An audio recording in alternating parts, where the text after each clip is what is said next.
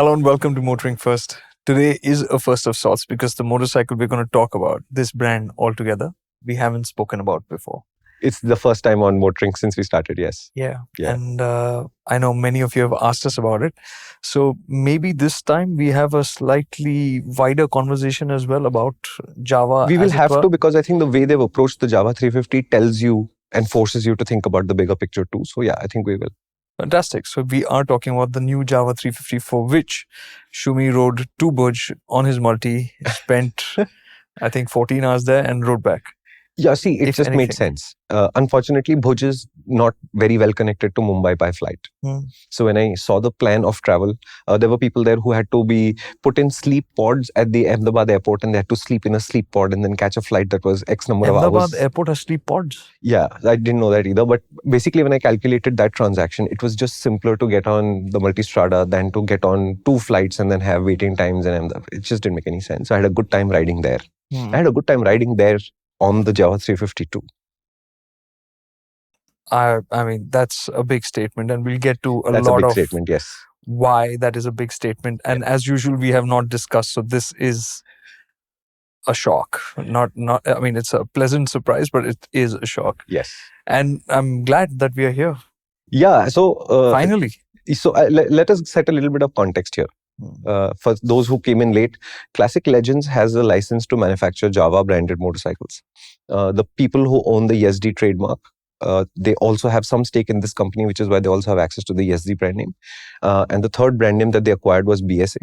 When they acquired it, it was at a ridiculously low price because the BSA brand was primarily being used to retail t-shirts. So today, Classic Legends, which is mostly owned by Mahindra and there's some other investors in there, have Java, BSA, and Yezdi as the 3 brands that they make. And I think initially the marketing was very good, but the engineering wasn't very good. And I don't think it was a quality of engineering as much as they were rushing to get to market. And I think it was quite unfortunate. And I don't think that's fundamentally changed, but they constantly position themselves against Royal Enfield. Maybe it has to do with the fact that a number of the senior management people are ex-Royal Enfield, so they do have a perspective that is informed by the Royal Enfield brand. And I don't think it's very healthy because it stops them from thinking for themselves. So what you will hear a lot in this story, and it's true for their history so far too, is there's a lot of benchmarking and comparing going on, which also means that your horizon is limited by whatever benchmarks you've chosen for yourself. So if the benchmark is good, there is a chance you'll get a better product. But if the benchmark is not there, then you'll have a worse product. A very good example of this was the Yezdi lineup, where the Roadster had the Meteor as a benchmark and was a reasonably decent bike. The Yezdi Adventure was a reasonably decent ADV. Quality levels were all over the place, but because they had the Himalayan as a benchmark, I think. But the Scrambler was inferior to both of the others, primarily because there was no Scrambler to benchmark against. So thank the Lord that the Scrambler 400X is now here. But what I liked about meeting them again for the Java 350 is that they seem to have calmed down about the rush to produce bikes a little bit. And they've started thinking about the product a lot more. And that shows in the bike. And that is what I was happy to see. In this, there's a very interesting side story as well, which is about us, right? Because when the Jawas came in, you remember the craze that was there? Yeah. I mean, I remember the unveil of the bikes, and then back then I was at Zig Wheels and we did the video and whatever, we put it up and it just blew up. And I think that is a great example of anti-incumbency factor, right? When somebody's been ruling for a long time, and that was Royal Enfield, right? Everybody wanted an option. And we were so hungry for that option that we automatically assumed that this is it. This is the end of Royal Enfield. And interestingly enough, I think it was those expectations that we had back then, or what at large people had, that this is going to be modern, this is going to be value, this is going to be... Yeah, but there was another side to it, okay? At that point of time, I was also working with people who invest in two-wheeler stock. And they were also predicting the demise of Royal Enfield at that point of time, which in Royal Enfield history seems to happen every 6 months. And I think they laugh about it quite a bit. And I was like, okay, one second, why would Royal Enfield be affected by Java at all? And it was the marketing campaign doing all the heavy lifting and not the engineering of the product. You're talking about? They were saying Java is here. Right. And the product is here. And this product will basically end the Classic and end the Bullet and end I don't think they ever said that. No, the investing guys. The investment guys perceived it as that. And then they put two and two together as they would, right? But remember, the investment guys are primarily balance sheet people. They don't really understand product. So they would say stuff like every Royal Enfield dealership seems to have a Yezdi Java dealership next to it, etc., etc. marketing is this, and you see how much it is popular on social media or whatever, and it clearly Royal Enfield is over. And I was like, it's not that simple. Correct. So coming back to that, I think putting so much expectations without actually riding or giving time for a product to prove itself is the big lesson there. As much as they looked right, as much as the specs were right, as much as the price was right, as much as the positioning was right, the motorcycles did not work, and that continued time and time again with the iterations. There were reliability issues, quality issues, just fundamental enjoying your motorcycle was not as easy as you would have expected.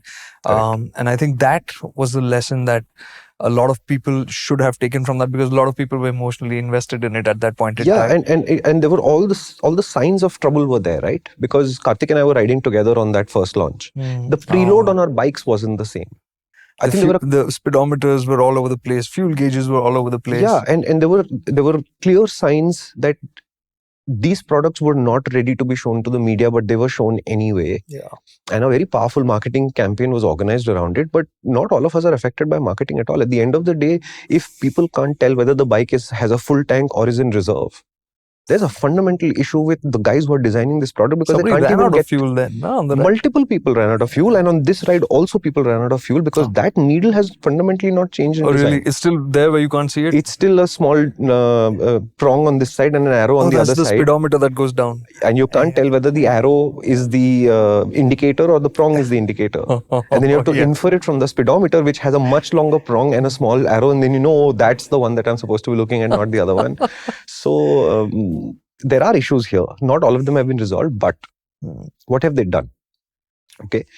The Jawa 350 retires as effectively the Mojo-based 294cc engine from before, and they moved whole and soul more or less to the 334cc platform for the Jawa. I'm not sure about the other products. And until they update their other... But that is also derived from that engine. Yeah. But now it is the 334. But the 334's issue was that it did have performance, but where it had performance, there was lots of refinement, vibration, harshness, etc. They've calmed that engine down. They've taken the compression ratio back. They've reduced the power output and all of that, and just given it a sense of calm. And for the Jawa, which I can't call it Jawa anymore, because now it is officially the Jawa 350. Right. They've calmed the engine down. So now up to 100, it is refined. Okay. They worked on the audio of the engine from various sources, the intake and whatever, and it does sound nicer. And then they did something really silly, I think, because they removed the DB killers from all the bikes. Now, if it was the Mojo which had a bolted on DB killer and you unbolted something and removed the DB killer, I understand that this is something a customer might be able to replicate. These guys ground out the rivets, which means it is not a customer performable mod. Why am I experiencing the motorcycle where you are saying we did work on refinement, we did the audio and all of that, and then you have this motorcycle going in your ears for 250 kilometers because you literally took out the DB killers after telling me it is refined now? It's not street legal either. It's not street legal either. So I don't know what this motorcycle will sound like as stock, because there wasn't a single stock motorcycle there. They had the DB killers ejected from every single one of them. But that aside, it doesn't vibrate till 100. They've worked on the gear ratios in second, third and fourth gear, which is closer together. It does feel nice. It's much easier to ride in traffic than before. The whole motorcycle has actually become larger. Oh, really? So the wheelbase is a little bit longer. The front end is 33 mm taller than before. The rear is 20 mm taller than before. I'll put the exact numbers on the screen. I don't remember the exact numbers now. But they've basically made the motorcycle larger. And some of it is customer feedback, and I imagine it would be, because they would say, yes, but when I ride it back to back with a Royal Enfield, it feels a little bit too small for me. And they've addressed it well, because they've not made it stupidly large or unusually substantial, but it does make a difference to your experience.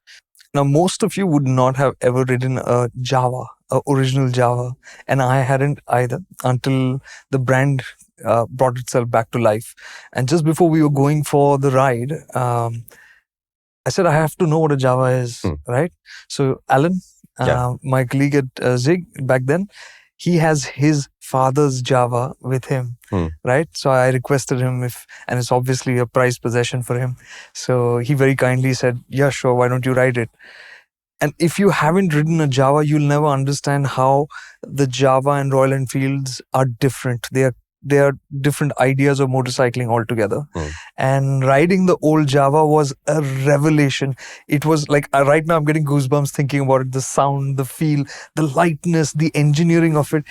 It's genius. It's really clever. It's a sporty motorcycle of that time, whereas the Royal Enfields are a little bit, a little bit the heavier, the more steady, stable kind of motorcycles, right? We didn't see the differentiation. And that differentiation, once I rode the classic, I mean the older 350, and then I rode the Java, I understood that. I see the connection between the two. It's not a Royal Enfield kind of motorcycle. Yes. So what I like about it is they haven't overdone it. So it didn't feel like, oh my God, it's like 90% larger than before. It felt like the critical 15-16% that it was missing has now arrived in the bike. So you still sit in a reasonably compact riding position. You still have that sense of my knees are higher than my hips a little bit, like at all the Jawas used to have. When you see the bike now, the front end does look a little bit more tall, not raked out, but tall, which also the old Jawas used to have. Then they've improved small things everywhere. The quality levels are better. The wiring has been tucked away more neatly. The seat is now a better design and it's a more comfortable design. Oh, this sounds nice. So they've done a lot of very small things. So can I tell you that, oh, it's a brand new engine? It's not. Can I tell you, oh, brand new exhaust? It's not. Brand new suspension? No. It's all been worked on thoroughly, slowly, one step at a time to achieve a product which I think is now, in hindsight, exactly what they should have started out with first. So they now said stuff like, our chrome has never been as good as it is now, which begs the question, why isn't it great the first time? But now we can also see they've just finished, I think, in Kerala, and they're moving to other states, but they're having service camps. And if you have early Jawas, which did have rusting issues and stuff, you can bring your bike in, no matter what your warranty state is, and you will get new parts with an extension on the warranty because you came in. Seriously? Seriously. And you know how bad the situation is? They shouldn't have boasted about this, but they said people came from Delhi to the Kerala service camp to get work done. Oh my. Which means A, you don't have the faith in the company to say they will also come to Delhi, so I can just wait a little bit and then get it done in Delhi. And B, that's how desperate your situation was. So I don't think that it's a positive that somebody traveled all the way from Delhi to the other end of the freaking country to get rust issues sorted is a terrible idea. But maybe he was already there. No, they were boasting about the fact, saying it was so popular the people came from Delhi. I'm looking for the bright side. I'm looking for the bright side in the sense that, okay, I'm glad they're doing it. Yeah. Me too. I am glad that they're doing it. And they're saying, look, it's a clear agenda that we will go state to state, slowly organizing more and more these service camps. We are very clear that we don't care what your warranty state is when you come in. But if you've been struggling with these kind of issues, we'll give you the new parts and we'll give you an extended warranty in the process as a thank you for coming in. Which to me finally is a situation where I think Classic Legends is taking their customers a little bit more seriously, taking the idea that these people showed up first and invested their emotion and money into this brand more seriously. It's a huge, huge sign. And even if you don't think they're great engineers even today, I think the fact that they've taken this step to me represents a movement in the right direction at the very least. It says a lot about the brand. This is a communication that really gives you confidence. Yeah, so I was happy to hear this. I was happy to ride the bike outside of the DB Killer. So it felt like a nice, very different from the Classic 350 experience. And I wish Jawa would just stop talking about the Classic 350 because it dominates the conversation. Sorry, what? Yeah, because everything they talk about is versus the rival, versus the market leader. Why? Get over it. Are you serious? Yeah, so it's like I was joking to somebody. I said the Jawa presentation was basically this much engineering and that much chip on the shoulder almost. You know, it's like, listen, back in the day, Royal Enfield wasn't a dominant force and Jawa produced a very different kind of retro experience. And one was Eastern Europe, Czechoslovakia at that point, Czech now, Britain. And then Britain came to India, and then the Madras thing happened, and then Royal Enfield was born out of that, as we know it today, etc. It's a very different timeline that leads to a very different product. Just because it sells 30,000, 80,000, whatever, 65,000 units a month, and you do 3,000 doesn't mean they have to enter every one of your conversations. Right? So I wish now they would move on and focus on who they are rather than who they're competing against. Because going up against a market leader, you can look at this in any segment where businesses happen. When you go up against the market leader and they become your reference point, you're just giving them more power over yourself. But it's going to be tough. Again, could return to the motorcycle.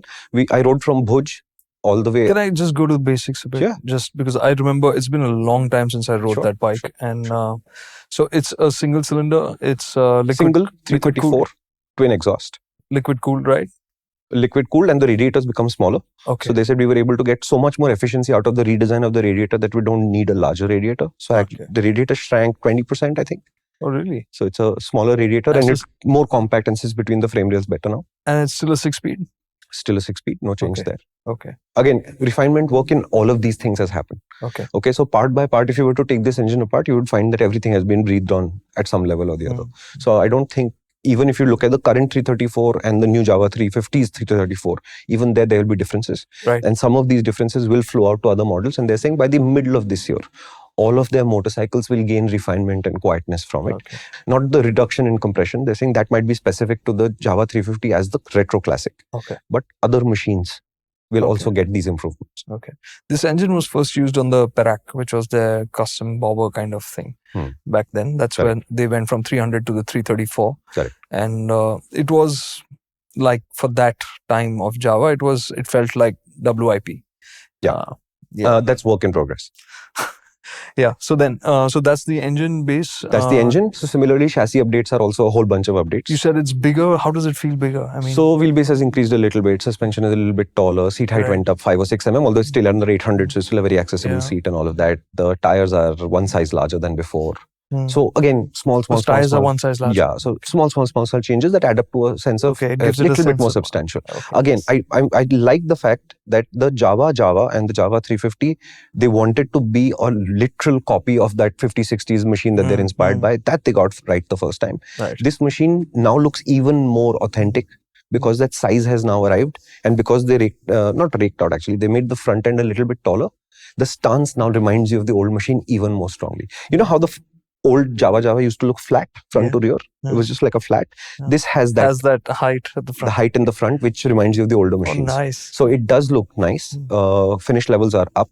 The meters themselves look better, although... I was just going to ask you, that used to look like a cardboard piece. Yeah, so it now has some brass colors and stuff. I'll put a picture for you, and it does look better. It's still horizontal, and you look at it like this. So reading some of the numbers is still impossible. So it's still a usability nightmare as far as I'm concerned.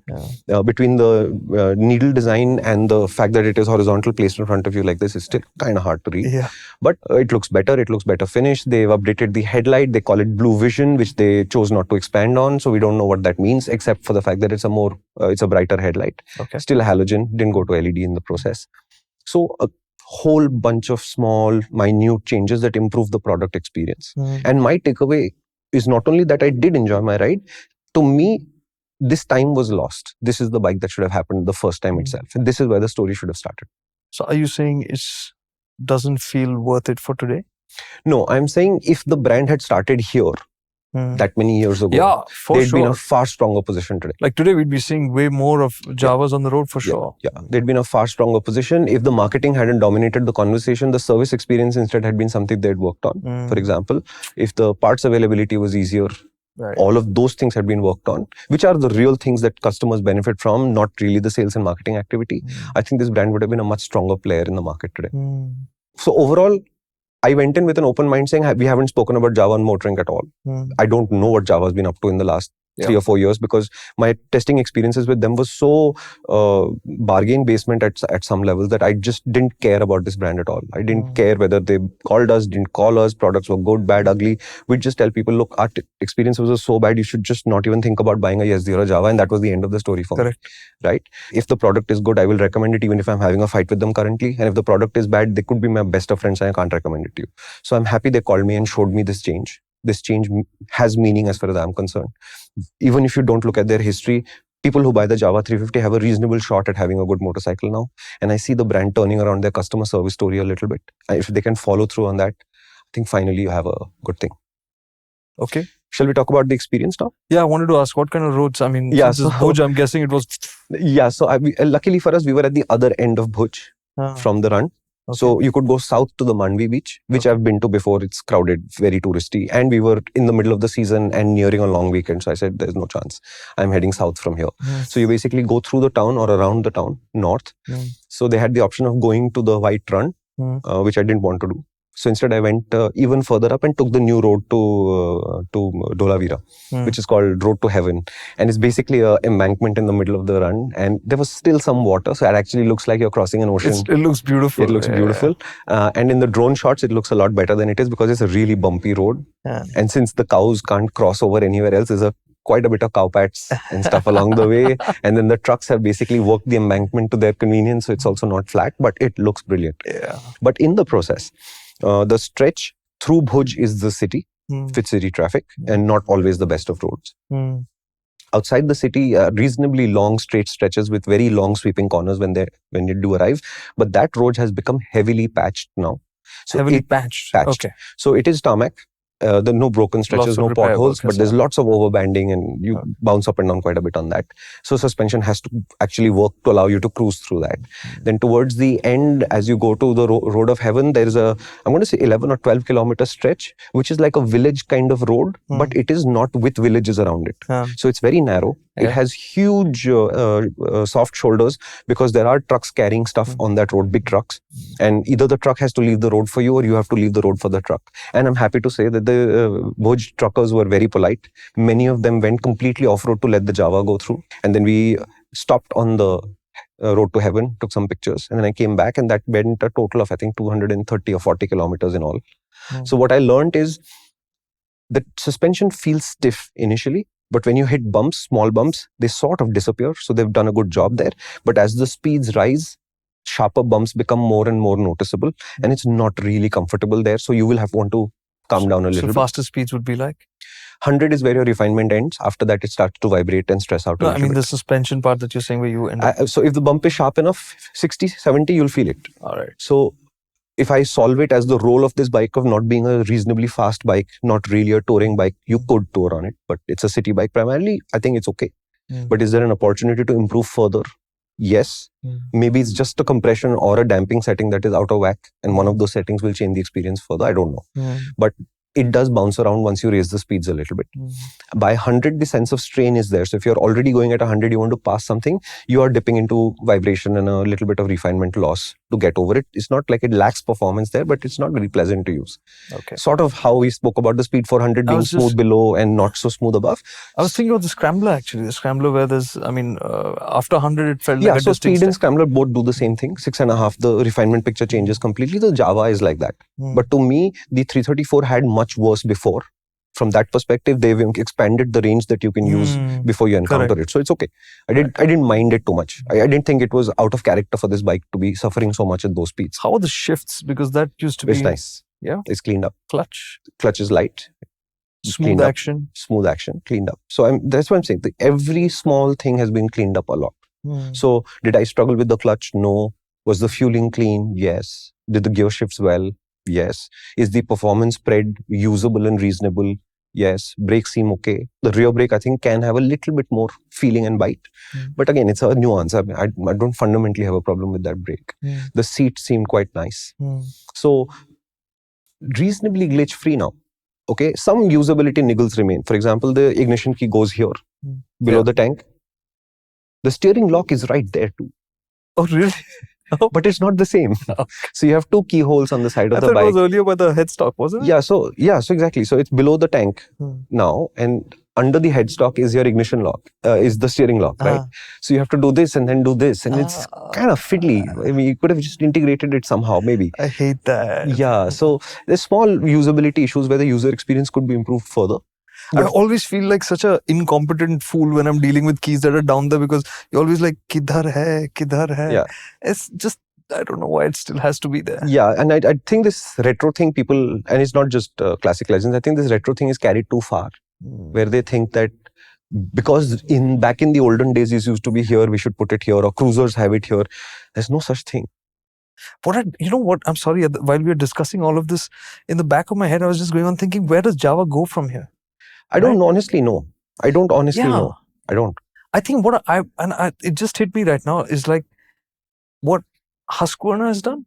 I think they need to do something. They need to come up with something that's modern, but still has the embodiment in terms of ideas of what Java stood for back then, right? But how do they do that without becoming a Me Too? Okay, right? so I'm going to say what I said at the start. Classic Legends does a lot of benchmarking. And organizations that do a lot of benchmarking also generally end up with a lack of originality until something fundamentally changes inside the organization. Look at TVS. TVS is the king of benchmarking. And TVS is very good at benchmarking too. So they will sit and benchmark. They'll produce the last product in the segment. And usually they've gotten it so right that that's the best product in the segment. But can you accuse TVS of having original thoughts? Right. Not very often. So if you look at the Ronin, is the Ronin an incompetent motorcycle? No. By the standards of the benchmarks, it's an excellent motorcycle. But somebody never stopped to ask the question saying, can you sell a 350cc customer a 225cc bike with the similar attributes? I don't know if you can do that or not. The current market says you can't. Right? Why do they not have an ADV yet? Everything says the market for the ADV has arrived. Right? The Scrambler 400X is almost there. The KTM 390 Adventure has been there for a while. The Himalayan is here. And the Himalayan has shown that a relatively flawed motorcycle still has a following because it is such a useful motorcycle. Correct. But the TVS ADV is not on the horizon yet. You can bet that when it comes out, it will be great. And TVS have been one of the most consistent participants in off-road motorsport. Anyway, yeah. Yeah, and it's so bizarre but the guys who are making the off-road motorcycle is Hero. Right? But it is the benchmarking, I think, that stops them from thinking ahead and saying, I think the time for the ADV will come in 3 years' time and do that. And in the exact same way, if Jawa's products are all benchmarked to something else, then the idea that Jawa and Yezdi and BSA will have original thoughts is also difficult to imagine. But I think this is a very interesting conversation on its own, because given that it's a sporty motorcycle with a retro design, it doesn't fit into the modern scheme of things as well as the RE portfolio, which is wider based. I mean, it'll appeal to more people, more audiences across the world. This feels like a niche, so they have to move somewhere past this now. They have to evolve into something that we can all, like, genuinely just thinking about a more naked style, little bit more modern kind of motorcycle, which has that Jawa theme and feel to it. The problem is that the Eastern European motorcycle scene never really moved forward at the pace that the rest of the world moved forward either. So if you look at current Jawas, like the current Czech Jawas, they don't look thoroughly modern at all. They look like 80s, what would have been modern in the 80s, they're still making today in some ways. But the British motorcycle industry had to move on, and then Triumph is, relatively speaking, cutting edge. The Italians moved very, very far forward, and they are the cutting edge. And then the Japanese, who were very good at leading the game for engineering and reliability in the 70s and 80s, today are not on the edge anymore. So natively and naturally, Yezdi is a brand that arrived, copied the Jawa thing, did the brand, whatever their confusion about their trademarks and whatever the phase was. It didn't start in a real place. It didn't go to a real place either. I think it's exciting. So Yezdi could do anything they want. It's unfortunate that they started with this retro-ish adventure and retro-ish scrambler and a retro-ish roadster. It could have been anything.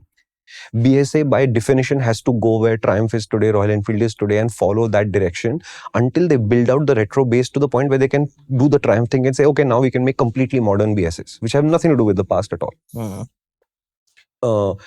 Which, for example, Norton tried quite successfully, where they did do a cafe racer, but it would look like a very, very slick, modern cafe racer. So it is possible to do it. I don't honestly know what the next level for Jawa is, because, like you said, I think Yezdi has shown some variety and freedom of expression, as it were. But I think that's also an opportunity.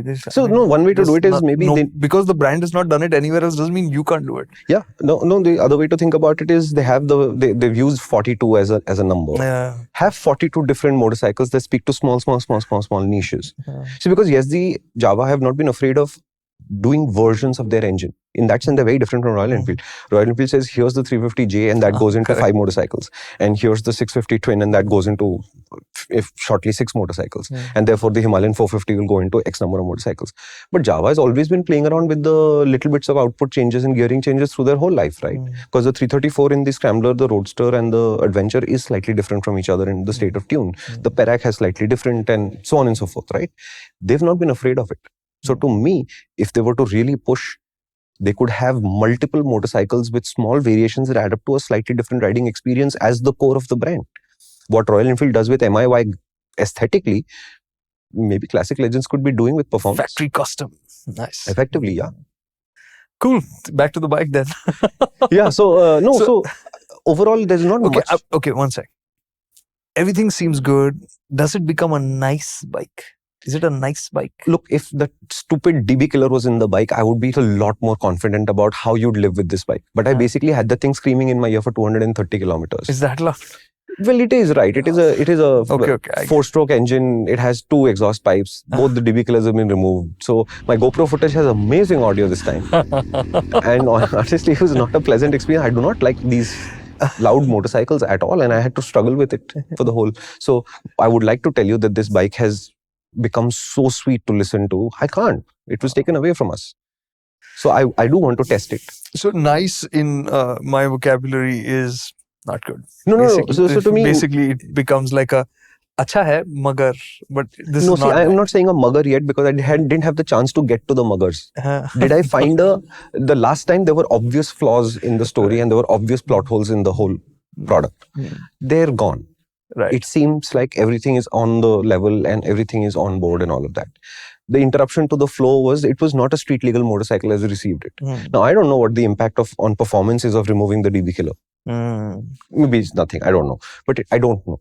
So I rode a unit which worked reasonably well for the whole time. So I can tell you that I'm already at the conclusion saying this is a reasonably decent motorcycle that might earn a specific kind of recommendation when it comes to MotorInc View.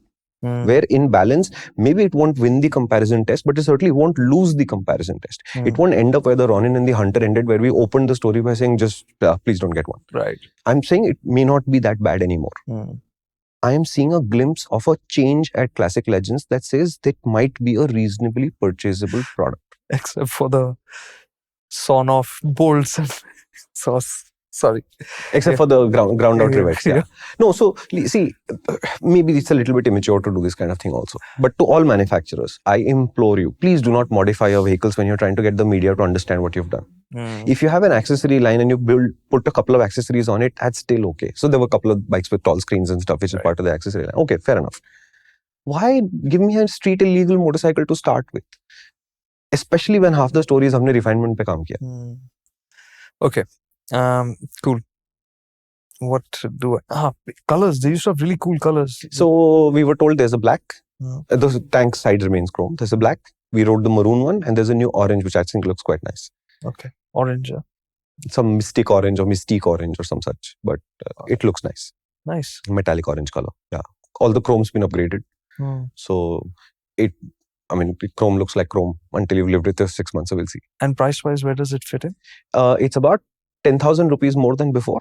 So it's not a big change in price, small adjustment. So closer to the Classic itself? So actually think about it as sitting bang in the middle of the Classic range. So there are Classics, I'm going to say 10,000 rupees below, and there are Classics 20,000 rupees above. And this thing goes and sits right in the middle. Okay.